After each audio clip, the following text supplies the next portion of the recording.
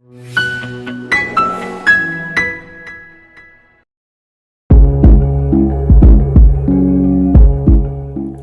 Everyone, I am Pawan Singh और आज हम पढ़ेंगे मैथमेटिकल लॉजिक।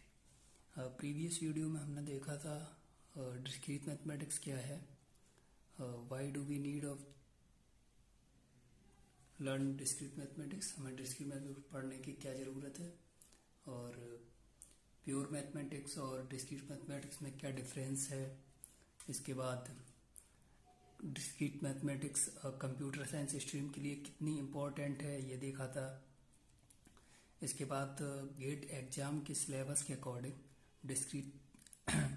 डिस्क्रीट मैथमेटिक्स में कौन कौन से चैप्टर आते हैं वो देखा था। इसके बाद गेट एग्ज़ाम में हर चैप्टर से कितने मार्क्स का वेटेज है वो देखा था।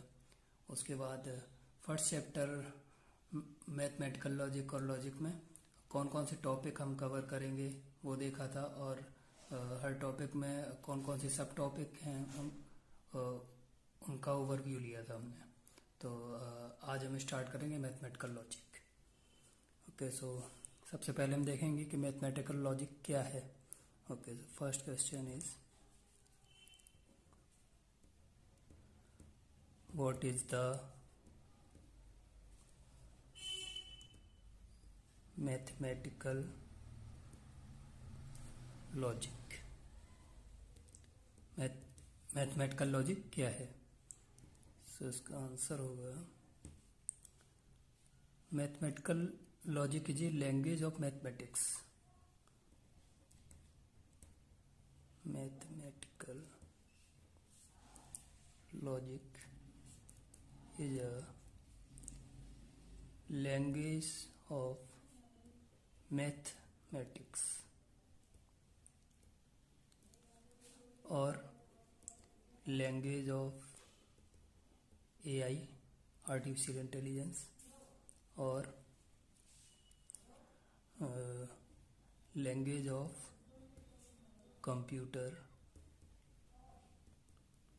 और language of automated reasoning. Okay, mathematical logic एक लैंग्वेज है मैथमेटिक्स की और लैंग्वेज ऑफ आर्टिफिशियल इंटेलिजेंस की, और हम कह सकते हैं लैंग्वेज ऑफ कंप्यूटर की और लैंग्वेज ऑफ ऑटोमेटेड रीजनिंग की। ओके, तो अभी ऑटोमेटेड रीजनिंग क्या है? Automated reasoning allow to computer to construct on proof. मतलब ऑटोमेटेड रीजनिंग जो है वो कंप्यूटर को अलाउ करती है खुद से प्रूफ कंस्ट्रक्ट करने के लिए। फॉर एग्जांपल ऑटोमेटेड रीजनिंग का एग्जांपल है चैट जीपीटी।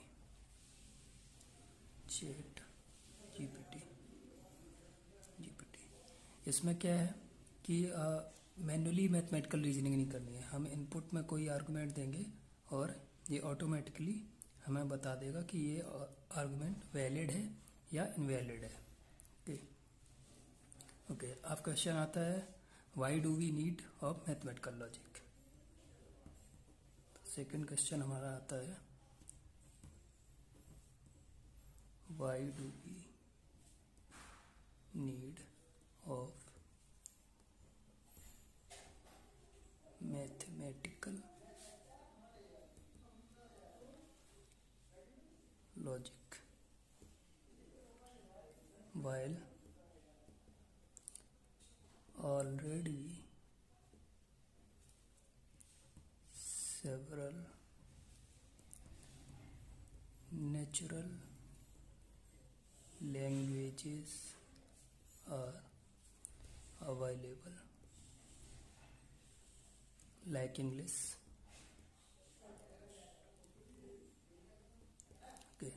तो मैथमेटिकल लॉजिक की हमें क्या नीड है जबकि पहले से ही सेवरल नेचुरल लैंग्वेज अवेलेबल हैं लाइक इंग्लिश।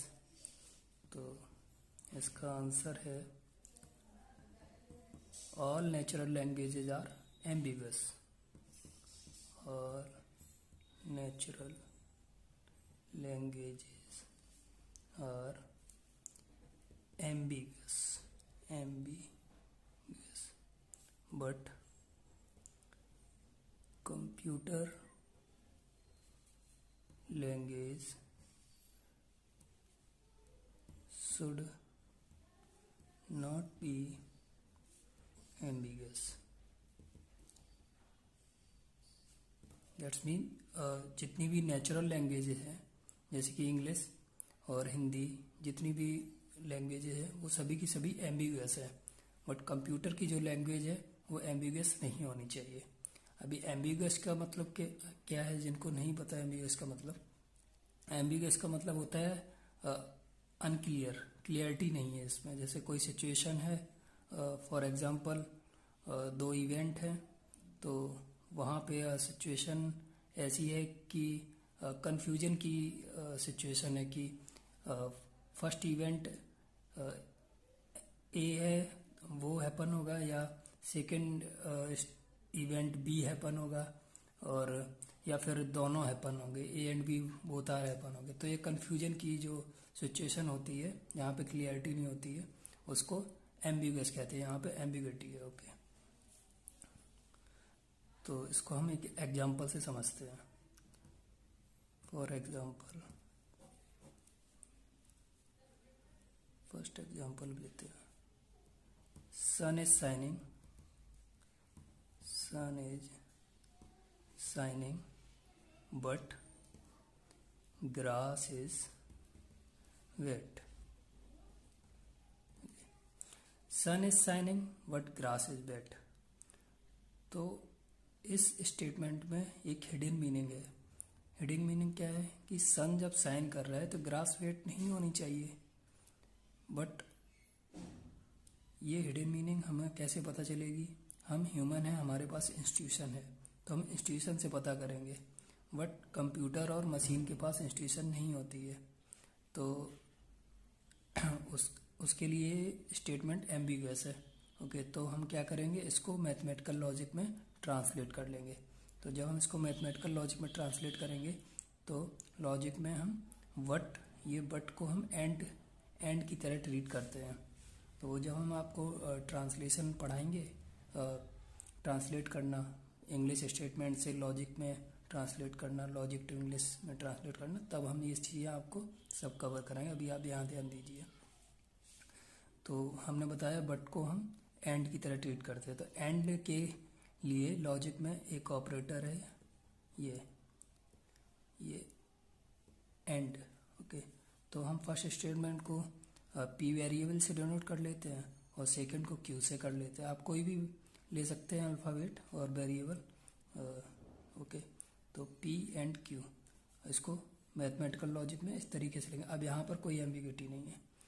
ओके, ना दूसरा स्टेटमेंट हम देखते हैं, दूसरा एग्जांपल हम देखते हैं। Sun is shining, sun is shining and I am happy, I am happy. Okay, अभी इस स्टेटमेंट में फर्स्ट टाइम जब हम इसको पढ़ेंगे तो हमें क्लियरली दिखेगा कि फर्स्ट स्टेटमेंट जो है वो अलग है और सेकंड वाला आई एम हैप्पी अलग है। बट अगर इसको और गौर से हम पढ़ें अच्छे से तो हमें इसका एक मतलब ये भी लग रहा है कि I am happy because of sun is shining, मैं हैप्पी हूँ क्योंकि सन शाइन कर रहा है, एक मतलब ये भी निकल रहा है। तो यहाँ पे भी एम्बिग्विटी वाली सिचुएशन है, तो इसको भी हम लॉजिक में ट्रांसलेट कर लेंगे। इसको पी एंड क्यू, इसको पी माना, इसको क्यू, और ये तो एंड है तो इसको सीधा हमने एंड लिख दिया। ये अब यहाँ पर कोई एम्बिग्विटी नहीं है। ओके, तो अभी नेक्स्ट देखते हैं हम नेचुरल लैंग्वेज जो इंग्लिश है उसमें एक वर्ड है और, जो कि काफ़ी एम्बिगस है। समटाइम्स वो इंक्लूसिव और की तरीके से यूज होता है और समटाइम्स स्टेटमेंट में वो एक्सक्लूसिव और की तरीके से यूज होता है।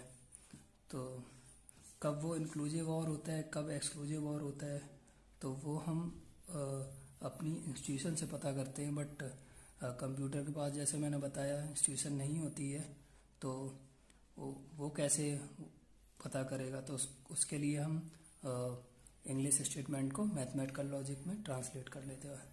हम इसको देखते हैं। सबसे पहले हम देखते हैं कि इंक्लूसिव और एक्सक्लूसिव और क्या है। ओके, इंक्लूसिव और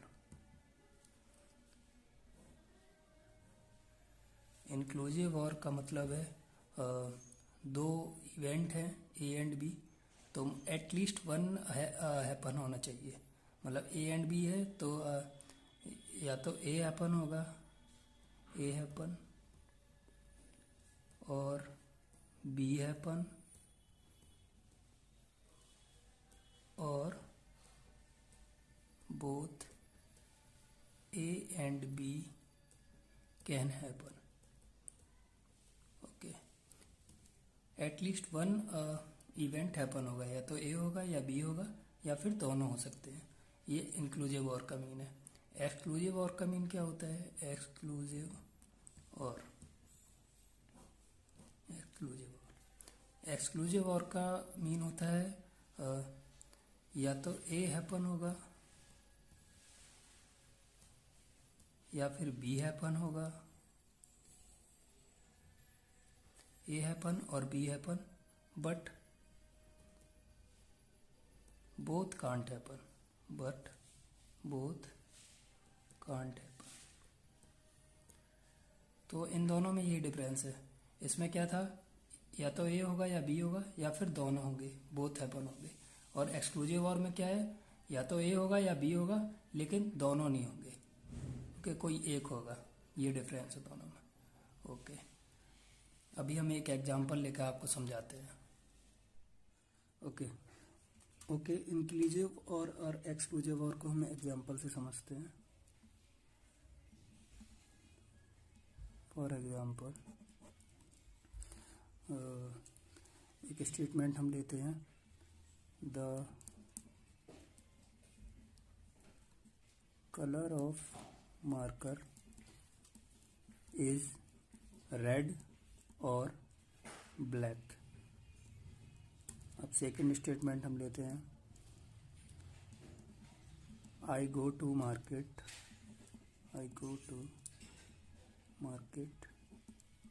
फॉर बाइंग अ पैंट और अ शर्ट। अच्छा, यहाँ देखिए दोनों स्टेटमेंट का स्ट्रक्चर एकदम सेम है। ओके, बट दोनों स्टेटमेंट का स्ट्रक्चर सेम है, बट यहाँ पे जो और है वो इंक्लूसिव और की तरीके, यहाँ पे जो और है वो एक्सक्लूसिव और की तरीके से यूज हो रहा है, और यहाँ पे और है वो इंक्लूसिव और की तरीके से यूज हो रहा है। तो ये हमने कैसे पता किया? ये हमने अपने इंस्टीट्यूशन से पता किया, क्योंकि कलर ऑफ मार्कर, जो मार्कर का कलर है वो या तो रेड होगा या तो ब्लैक होगा, बट बोथ नहीं हो सकता। तो एक्सक्लूसिव और में हमने वही बताया आपको कि या तो वन थिंग होगी या सेकंड होगी, बट दोनों नहीं होंगी। तो यहाँ पे एक्सक्लूसिव और की सेंस आ रही। तो जब इसको हम ट्रांसलेट करेंगे तो लॉजिक में एक्सक्लूसिव और के लिए एक ऑपरेटर है, तो इसको हम एक स्टेटमेंट को पी मानेंगे, एक्सक्लूसिव और के लिए ये ऑपरेटर है और दूसरे को की। तो इस तरीके से हम डिनोट करेंगे। अब यहाँ पर कोई एम्बिग्युइटी नहीं है, नहीं तो नेचुरल लैंग्वेज में कंप्यूटर इसको बहुत भी समझ सकता है, इंक्लूसिव और की तरीके से ट्रीट कर सकता था। उसी तरीके से जब इसको ट्रांसलेट करेंगे तो इंक्लूसिव और के लिए ये ऑपरेटर है। ओके, इंक्लूसिव और के लिए तो हम लिखेंगे पी और क्यू। अब यहाँ पे क्रिस्टल क्लियर है कि या तो पी या और क्यू और both can be happen. Okay, तो एक और एग्जांपल हम ले लेते हैं। जब भी हम रेस्टोरेंट में जाते हैं तो वहाँ पर स्टार्टर जो होता है ना, तो वो कुछ इस तरीके से होता है कि सूप और सैलड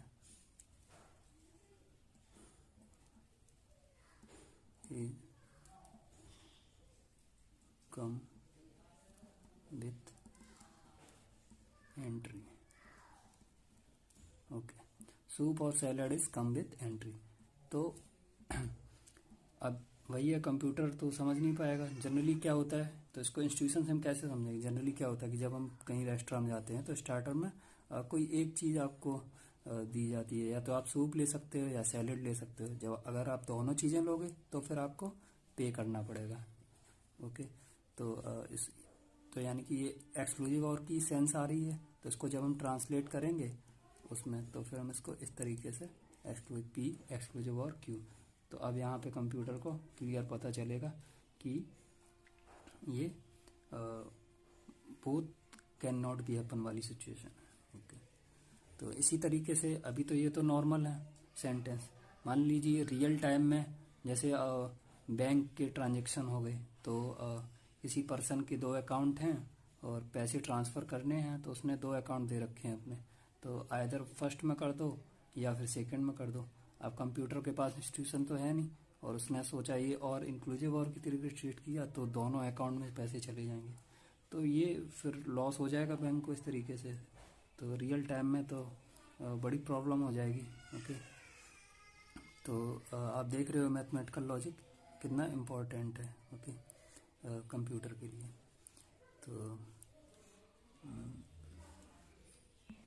तो आई होप आपको क्लियर हो गया होगा कि मैथमेटिकल लॉजिक क्या है। ओके, और why do we need of mathematical logic, हमें मैथमेटिकल लॉजिक पढ़ने की क्या नीड है। ओके, तो यहाँ मैं कुछ 2 लाइन बोलना चाहूँगा। जैसे मैंने पहले वाले जो स्लाइड थी उसमें मैंने एक वर्ड बताया था एम्बिगस का मीनिंग। अब कुछ बच्चे सोचेंगे कि सर ने तो एम्बिगस का मतलब किसे नहीं पता होता, बट रियली में जब मैं आपके टाइम था तो मुझे इस वर्ड का मीनिंग नहीं पता था। और ऐसा नहीं कि उस टाइम पे भी मैं ही उस क्लास में उस लेवल का बच्चा था, तो कई बच्चे थे जो मेरे लेवल के थे और उससे नीचे भी थे, और आज भी हैं बहुत से बच्चे जिनको नहीं पता होता है। तो वही है कि कुछ बच्चों को पता है तो ठीक है, अब जिनको नहीं पता है तो मुझे तो सबको लेके चलना है, सभी बच्चों को। तो इसीलिए मैंने उसको क्लियर कर दिया कि एमबीबीएस का मतलब क्या है। अब वही बात है कि आप किसी भी सब्जेक्ट में कितनी भी एक्सपर्ट हों, चाहे आप साइंटिस्ट लेवल पर हों, बट जब आप किसी बच्चे को टीच कर रहे हैं, स्टूडेंट को, और उस टाइम आप जब उसको जो कंटेंट डिलीवर कर रहे हैं तो वो उसके लेवल का नहीं है, बेसिस नहीं है, और उसको क्लियर नहीं हो रहा है, तो फिर क्या ही फ़ायदा है जब स्टूडेंट को समझ में आए। ये चीज़ मेरे मेंटर थे और गुरु भी थे, सुब्बा राव रेड्डी सर, काफ़ी फेमस हैं, एक्स मेडिजी फैकल्टी हैं वो, एल्गोरिथम, डेटा स्ट्रक्चर, कंपाइलर, इन सब्जेक्ट के एक्सपर्ट थे, और कभी कभी एक्स्ट्रा क्लास में कंपाइलर भी पढ़ा देते थे। तो ये चीज़ मैंने उन्हीं से सीखी। उनके क्लास में नॉन सीएस बैकग्राउंड का भी बच्चा आए ना, तो वो भी मतलब एकदम ABCD से मतलब सिखाते थे, बिल्कुल 0 लेवल से। तो ये क्वालिटी मैंने उन्हीं से सीखी है, और मैं कोशिश कर रहा हूँ कि अपने कंटेंट में इस चीज़ को ला सकूँ। ओके, तो लेक्चर स्टार्ट करते हैं। बाकी का किसी दिन जनरल वीडियो बनाएंगे तो करेंगे आप लोगों से बात। अच्छा देखिए, कुछ टर्म्स हैं जो आप लोगों को पता होनी चाहिए, ठीक है। जैसे कि थ्योरम। थ्योरम क्या है? What is the theorem? Theorem is a mathematical statement. Theorem is a mathematical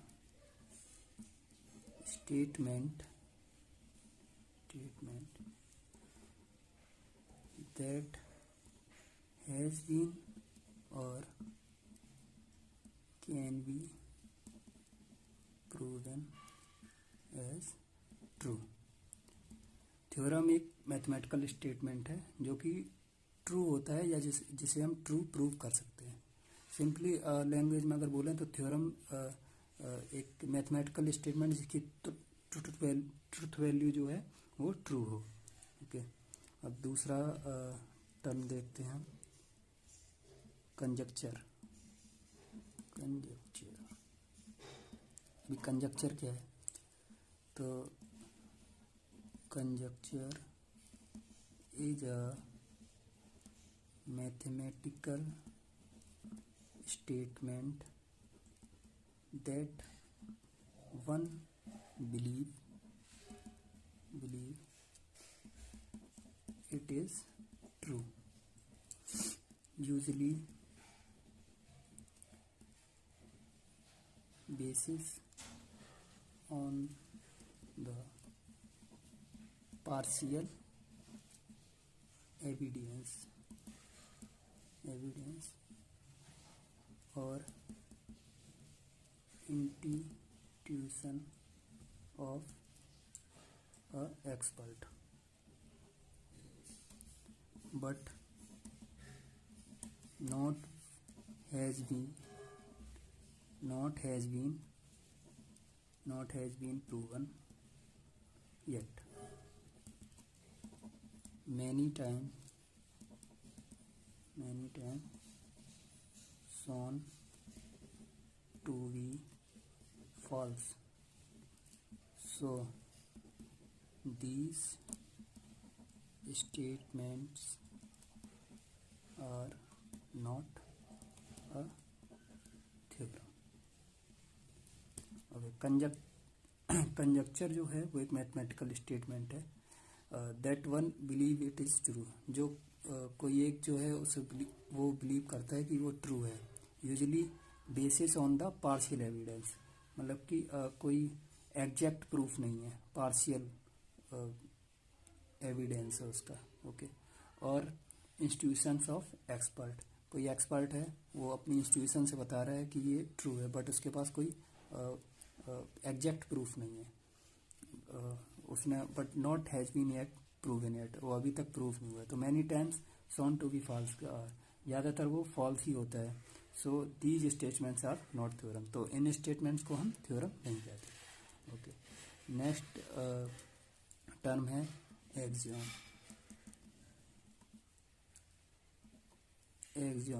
axiom is the universal truth, universal truth statement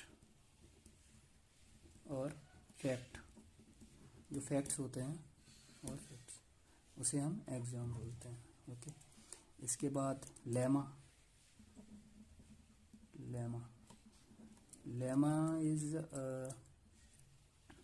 is minor theorem, a minor theorem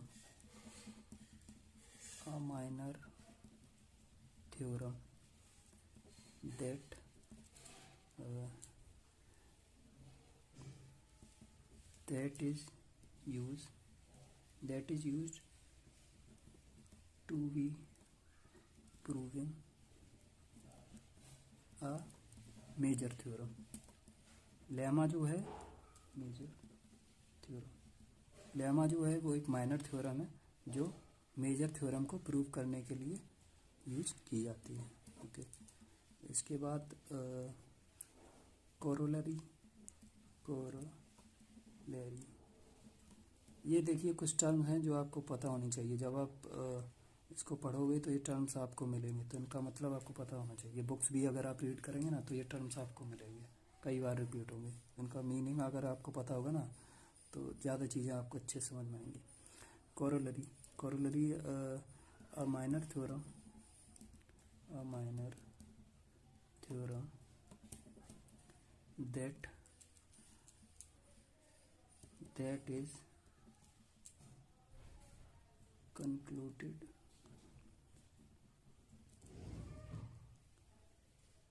that is concluded from major theorem,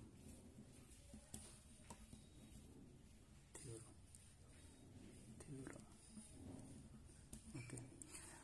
lemma जो है वो एक minor theorem है जो कि major theorem को prove करने के काम आती है, और कोरोलरी जो है वो एक माइनर थ्योरम है जो कि मेजर थ्योरम से कंक्लूड होती है, ओके। अब इसके बाद एक टर्म है प्रूफ, ओके, तो उसको भी अभी हम देखते हैं, ओके। सो प्रूफ देखिए प्रूफ तो हमें पता है, किसी चीज़ को प्रूव करना, सिद्ध करना हिंदी में बोलते हैं। Proof the explanation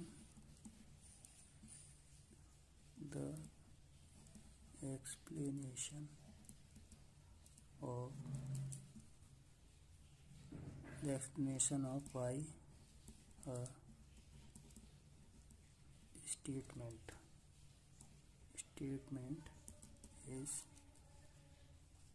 statement is true और false। प्रूफ क्या है? प्रूफ एक एक्सप्लेनेशन है किस चीज़ का, मैथमेटिकल स्टेटमेंट क्यों ट्रू है और या क्यों फॉल्स है, तो उसका एक्सप्लेनेशन है प्रूफ। या फिर एक और डेफिनेशन है इसकी,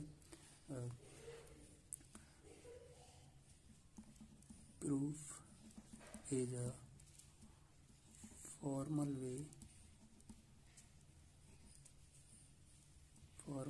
way of verifying